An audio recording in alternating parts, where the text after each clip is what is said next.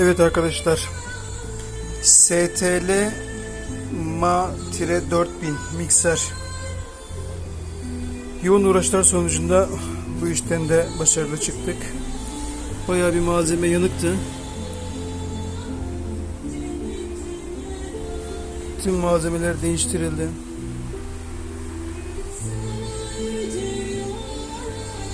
Ve sonuç tamamdır.